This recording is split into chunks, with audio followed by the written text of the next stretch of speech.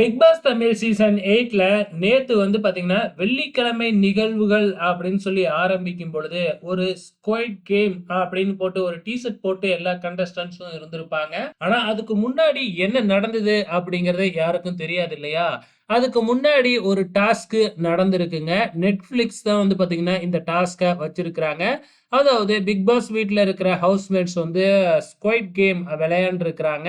So, அந்த video எல்லாத்துக்கும் நெறைய பேத்துக்கு தெரிஞ்சிருக்கும். ஸோ, அந்த வீடியோவ வச்சு தான் அந்த பாப்பா திரும்பி பார்க்கிறப்ப, ஸ்டாப் பண்ணணும். இந்த மாதிரி கேம் வந்து ஏற்கனவே நெறையா விளையாண்டுருக்கிறாங்க பிக் பாஸ் வீட்டுக்குள்ள.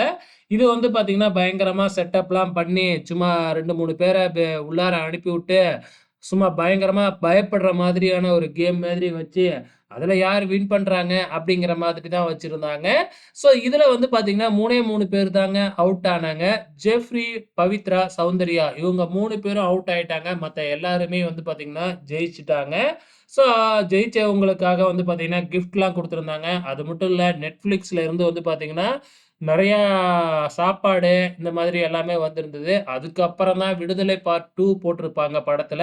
ஸோ, அத வந்து நேத்து எபிசோட்லயே பார்த்திருப்போம். அதுக்கு முன்னாடி வந்து சில கான்வர்சேஷன், சில சண்டைகள்லாம் நம்ம ஜாக்லினால நடந்தது. ஸோ, இந்த கேம யார் நல்லா விளையாண்டா? அப்படிங்கிற டிஸ்கஷன் வந்து காரசாரமா போணுச்சு. அதுக்கப்புறம் வந்து தீபக்குக்கும், ஜாக்லினுக்கும் இடையே வந்து பார்த்தீங்கன்னா, ஒரு வாக்குவாதம் வந்துச்சு. அதுக்கப்புறம் சௌந்தர்யாவுக்கும், ஜாக்லினுக்கும் இடையே ஒரு வாக்குவாதம்.